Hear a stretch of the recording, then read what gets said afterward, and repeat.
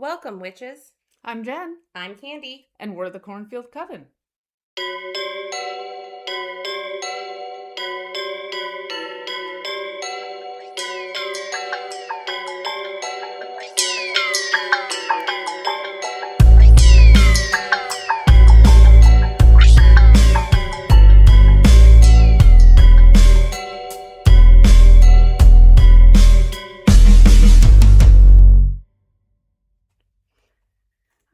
So just a quick note before we get started today.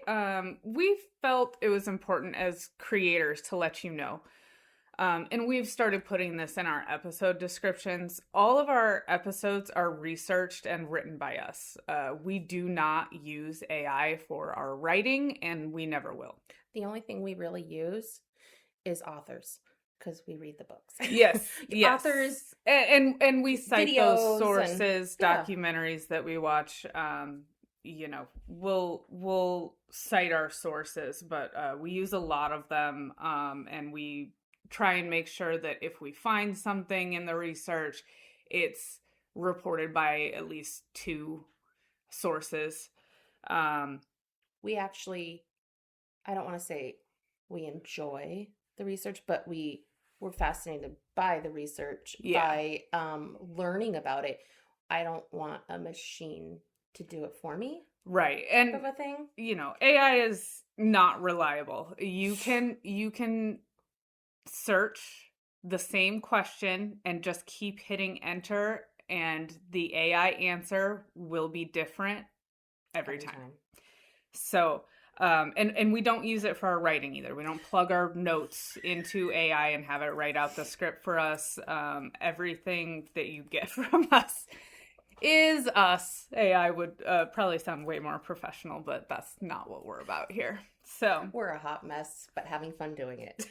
Yes. All right.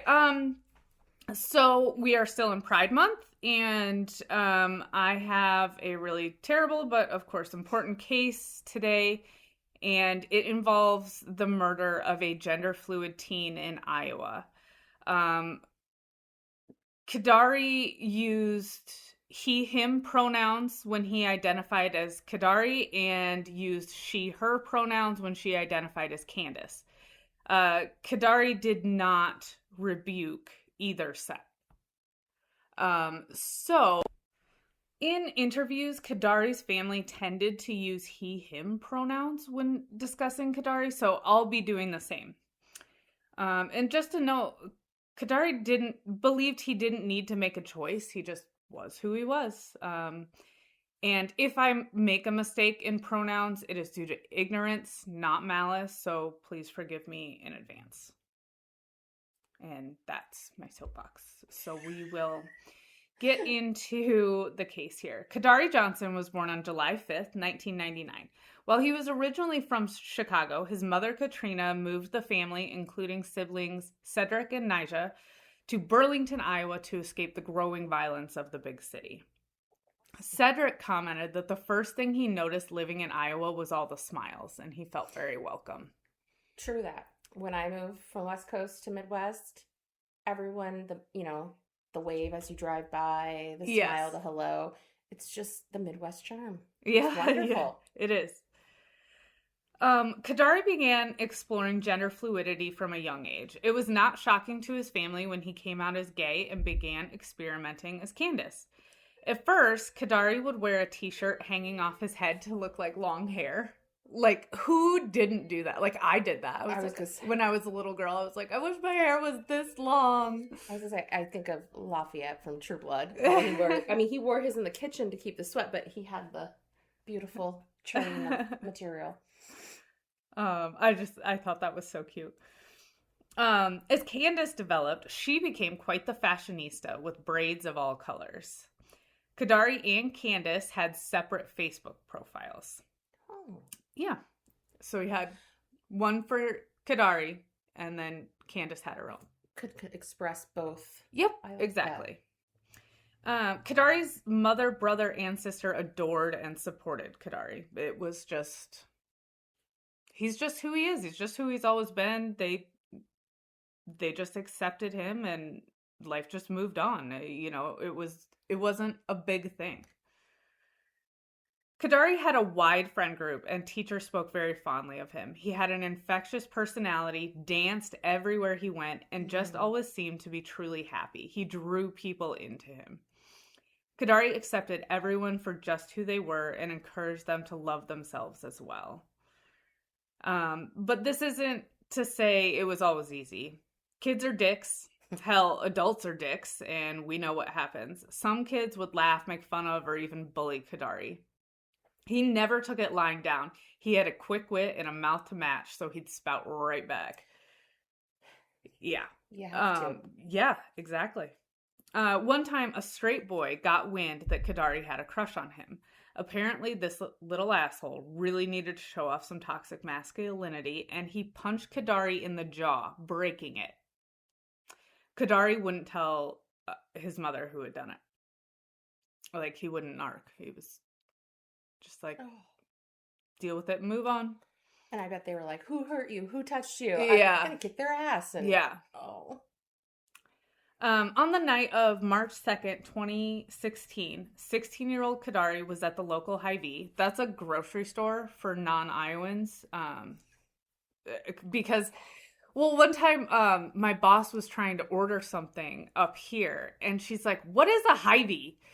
I'm like, it's Hy-Vee. It's an energy drink. And she's like, is it an okay grocery store? I'm like, girl, that's the fancy grocery store. So he was at the local Hy-Vee. He would frequently sit in the deli and use the Wi-Fi, because this was just a few blocks from his home. On this occasion, Kedarie was dressed as Candace, with long hair and a pink headband and just in sweats. She was not dressed in, like clubbing, going out, going to a party, just in sweats, but as Candace.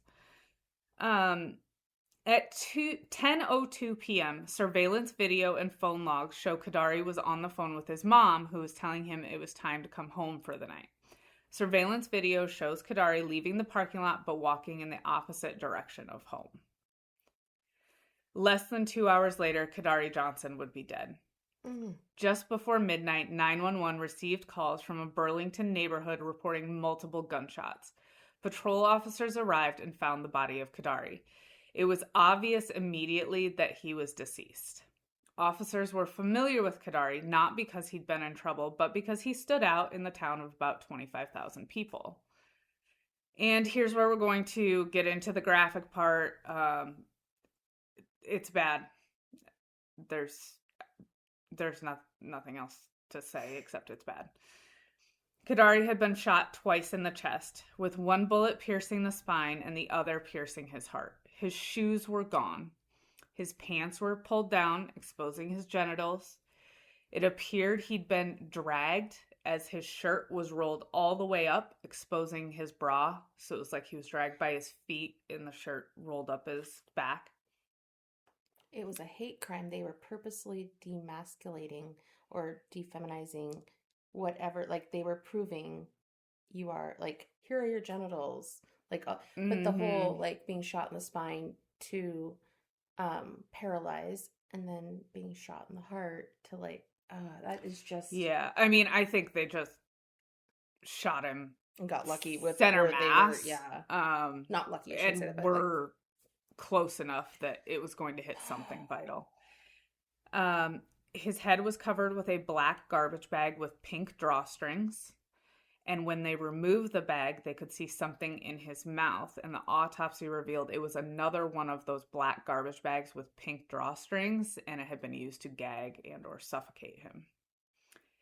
Kedarie's killers had also poured bleach all over his body and then discarded the empty bottle on top of him, like they just tossed it. The bleach had served its intent, and no DNA evidence was found on the body, but some blue fibers were found, and we will come back to those. Kedarie's family and friends were shocked and heartbroken. They couldn't think of anyone they knew who would do this. Cedric, who remembers Kedarie's brother, said that even the kids who had bullied Kedarie, he just couldn't see any of them going this far. Like, even the one who had broken his jaw, he's like, they're more bark, not bite. bite. I know who that kid was. He wouldn't do this. Like, you know, he was reacting in anger that one time, and, you know, he just said, I just don't know anyone I could think of that would be capable of this. But Kedarie had a life on the internet too. Earlier that day, Candace, which is Kedarie's female persona, had been interacting with a Facebook profile that went by Nathaniel. Friends said that Candace and Nathaniel were originally having a flirty interaction on the app, with Nathaniel even calling Candace his bae. But later that day, Nathaniel became threatening, calling Candace a bitch and to, quote, get ready for a beating. Candace had told Nathaniel to calm down. Friends were concerned about the interaction and did not think this was someone they knew. They believed that Candace had had relationships, but they didn't really exist outside the internet. They thought, like, most of her relationships were just online. She was just exploring, you know? To Nathaniel that they were trans or that they felt... Not much else is known. There's just this interaction, and it was the day of the murder. Yeah, that and this for happened. him to... Or was it somebody baiting Candace to... Wow. Yeah. Yep. Not a lot else is known about that. So police reached out to Nathaniel on Facebook, but they never received a response. It seems like there wasn't much more investigation into this, and I'm not sure why, but we will touch on it again before we finish out this case. So police needed to track Kedarie's movements after leaving Hy-Vee. They found that after leaving the store, he had walked 2 blocks to his friend Amari's house. Amari said they shared clothes and Kedarie had wanted to borrow a bra. But Amari also said that Kedarie was scared and thought someone was following him. Amari looked outside and saw a red car sitting nearby with its headlights on. Kedarie thought that Lumni,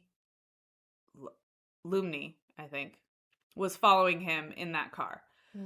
Amari offered to give Kedarie a ride the 4 or 5 blocks home, but Kedarie declined and began walking.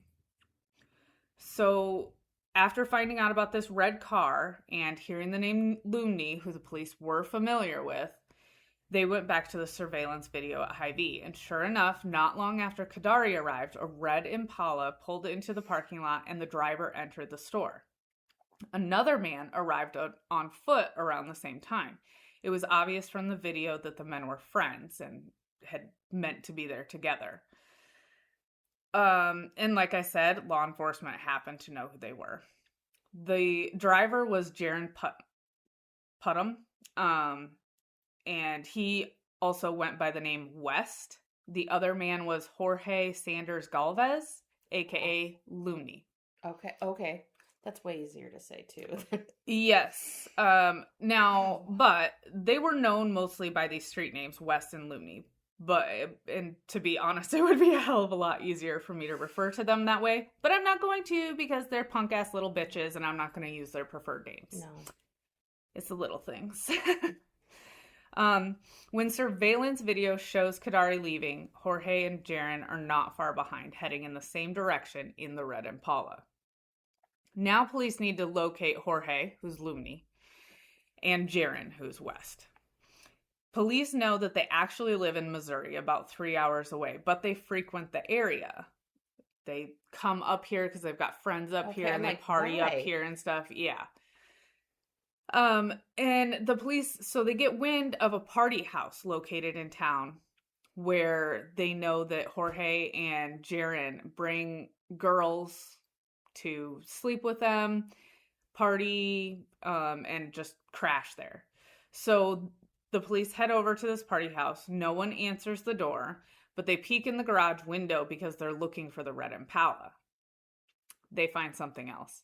Sitting right there on the windowsill is a box of black garbage bags with pink drawstrings.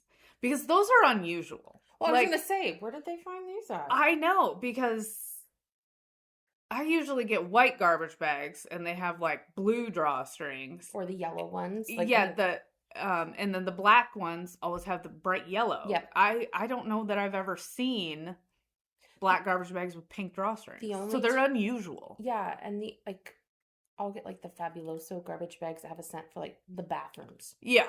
And stuff like that. And even those are sometimes colored bags with white drawstrings. Yeah. So it's like, they're a little bit unique.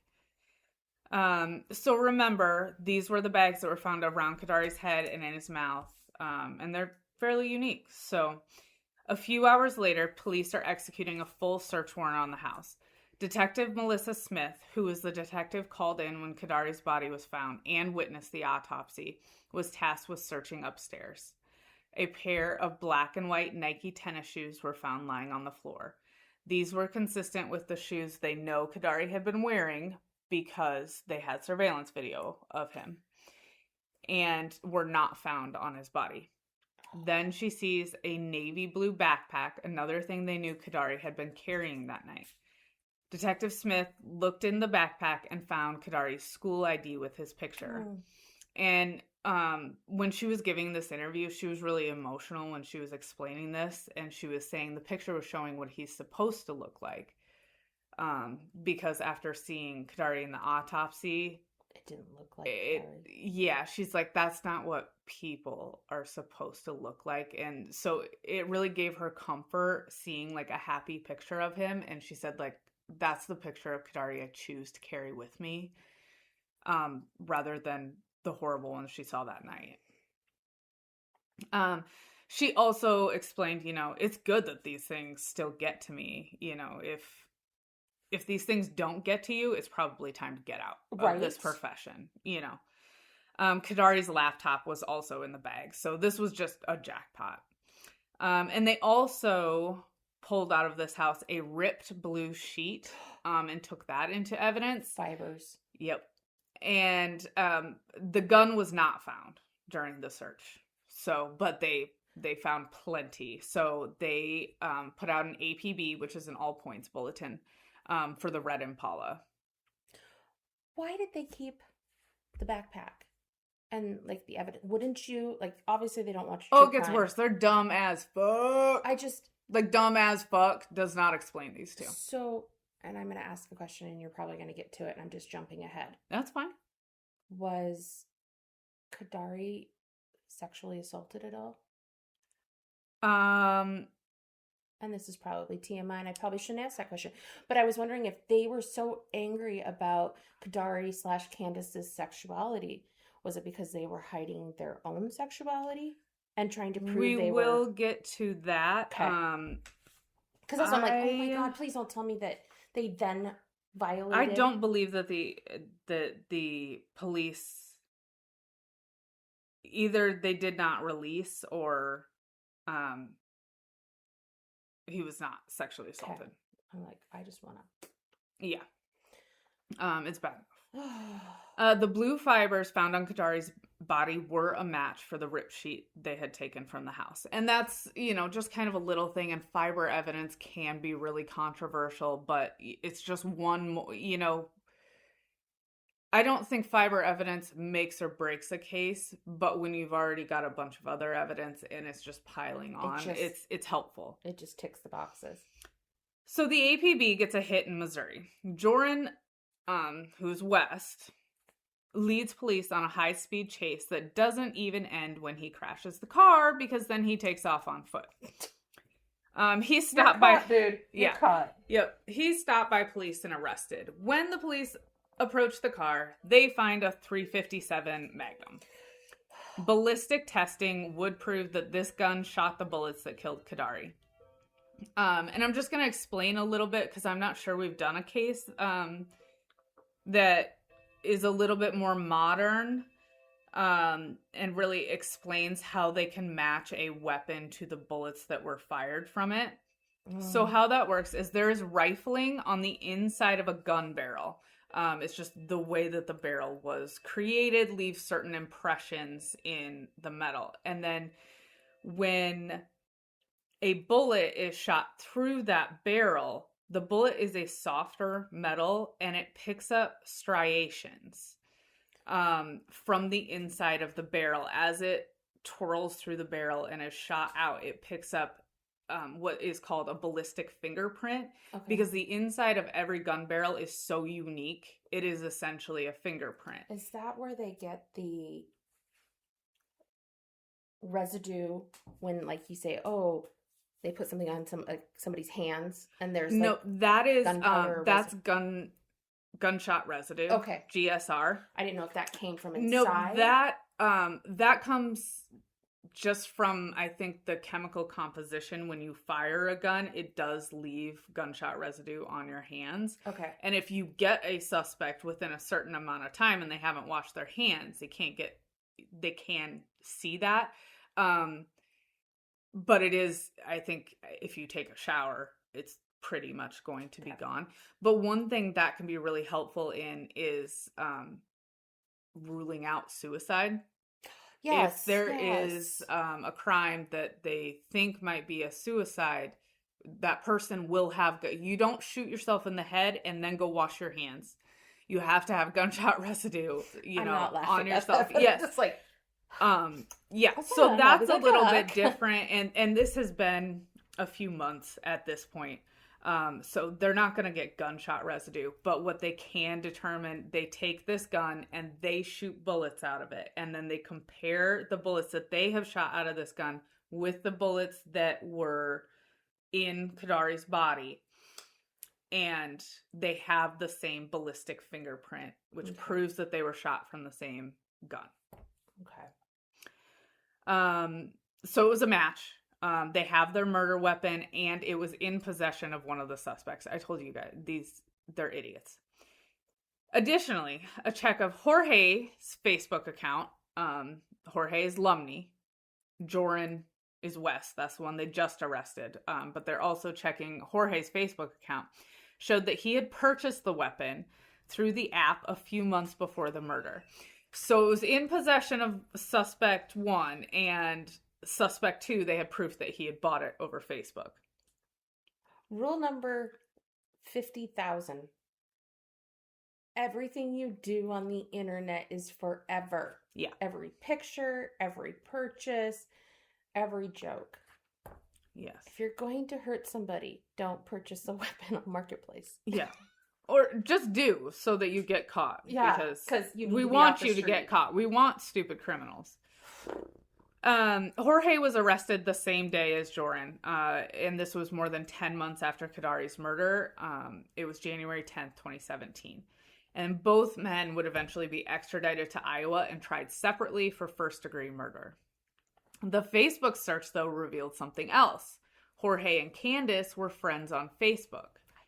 They were linked in a group chat, but there didn't seem to be any specific interactions between the two of them, which is curious. But again, see, and that's we'll get back to the Facebook interactions. I was just going to say, because in the beginning, when it went from when Candace was talking to Nathan and it was, ooh, ooh, ooh, and then all of a sudden it was like, watch your back, yeah, blah, blah, blah. It was like, okay, did Candace say something about their sexuality?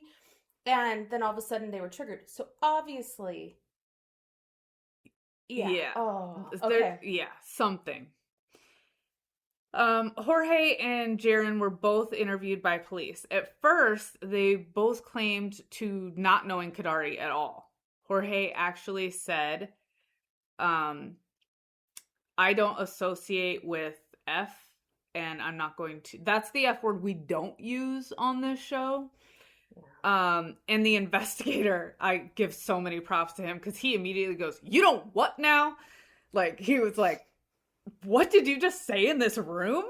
And Jorge repeated it like a few times. Oh. Now, even if this is your view and you didn't have anything to do with this crime, would you really say that? Like, what the... No. Like, whether you knew them or not, why would you say something like that about someone who was murdered? You know what I mean? It's not helping his case. It's not helping again, they're stupid. Yeah. Yeah. Joran later said they pursued the girl, they saw at Hy-Vee and picked her up. Then he said Jorge wanted to take the girl somewhere alone, so he dropped Jaren off. Jorge denied that they ever picked a girl up. He said Jaren dropped him off at the party house and left. So their stories, they never in these 10 months sat down and were like, what are we going to say if they pick us up? Yeah. It's Knight Rider. The car drives itself. Jorge was tried first. There was talk of trying the case as a hate crime, but, and I don't even know what word to use here because unfortunately does not fit, maybe disgustingly. Anyway, in Iowa, hate crime statutes do not include gender identity. Protected classes in Iowa include race, religion, ancestry, national origin, political affiliation, sex, sexual orientation, age, and disability. And actually, Iowa stripped gender identity from its civil protections altogether last year. So at the state level, it could not be tried as a hate crime. Federally, however, it could, even on a later date. For the time being, they decided to try the state murder case. The prosecution was led by Des Moines County Attorney Amy K. Beavers, with assistance from Laura Roan from the Attorney General's office and Christopher Paris, who was a hate crime expert from the Federal Department of Justice. So he did come in to look at whether this could be tried federally as a hate crime. And he stayed to help prosecute the case. Even though it wasn't being tried as a hate crime, he had some really good insight into certain ways to prosecute the case. So the prosecution's case was the men had seen Kedarie as Candace in the Hy-Vee and followed him. They coerced him into getting into the vehicle, which they allege he did of his own volition. They took him back to the party house to have sex with him. But when they realized he was not a biological woman, they became enraged. They knocked him unconscious, gagged him with a garbage bag, put another bag over his head, and put him in the car. They drove him to the location where the body was found, and Kedarie had regained consciousness and began struggling to breathe, which the forensic evidence supported. They dragged him out of the car, shot him twice, poured bleach on him, threw the bottle at him, and left. Electronic evidence showed their phones were off during the 2-hour time period during which the crime was committed, that they stated on Facebook in the hour after the murder that they were skipping town, and that in the days and weeks after the murder, they had searched for information on the investigation many times. I mean, they just... Stupid. Everything in your Murder 101 class, they did not follow. So in November 2017, Jorge Sanders Galvez was found, that's Lumney, was found guilty of first-degree murder and sentenced to life without the possibility of parole. In October 2018, so almost a full year later, Jaren Putnam was also found guilty of first-degree murder and also sentenced to life without parole. Why did it take longer for him, I wonder? They were just trying them separately. Okay. And I think just the court system process just took longer. Family, friends, and prosecutors still want this case tried as a hate crime on a federal level. There was high interest and involvement from the DOJ at the time of the trials, but nothing has moved forward since. Without the hate crime charge, it doesn't fall into those statistics, and that skews those numbers. So it negatively impacts a minority group. So the prosecution gave their theory of the case, and I understand why they went with the theory they did. I think it's entirely plausible that it did happen that way. But there's also the theory that Jorge Lumney and Kedarie did know each other. Kedarie supposedly told Amari that night that he was afraid that Jorge was following him. He said, "Love me." I was going to say, he said, "Love me." And I don't know if, it could be that the court was like, it's one friend saying this happened after the fact. It's not strong enough. I think they went with the case they knew they could prove. Whether it was exactly true or not, they did get their point across that these two men brutally murdered Kedarie. So, I'm not going to fault the prosecution for not maybe pursuing every single detail, because some of them just would have been too hard to prove. But so that's a possibility. Other friends say they believe that Kedarie may have been carrying on a secret relationship with Jorge. And Jorge got scared that Kedarie was going to tell someone. And they kind of wonder if Nathaniel could have been set a fake profile that was set up by Jorge to carry out that relationship.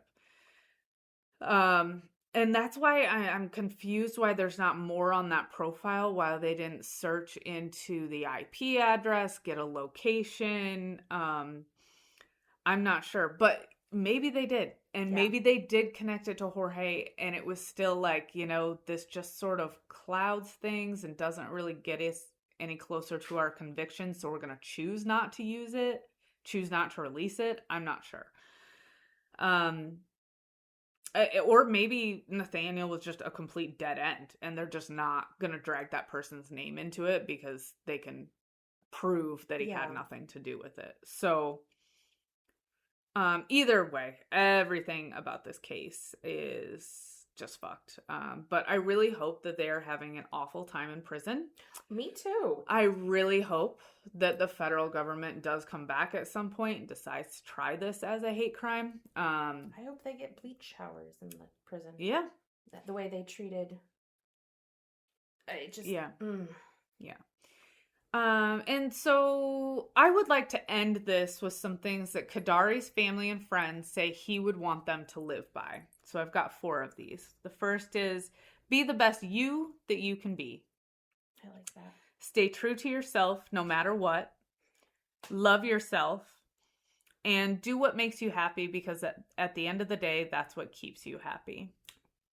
So everyone should go out there and have a Kedarie day, I think. I like that. Yeah. It's a rough one. It's a rough one because how come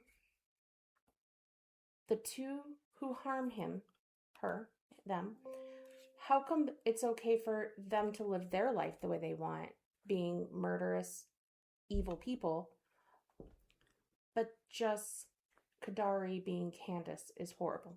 Yeah. And they are spreading a message of love and kindness and being your unique self, but yet it's okay to be hateful and live an ugly life of crime. That's sad. I'm sorry that happened to such a beautiful light. Yep. Agreed. All right. Oh, I hate that. Yeah. Sorry. This is depressing. I don't really have. Why are all yours turn out to be like? It sounds like it's gonna be like exciting, and then yeah, I don't know.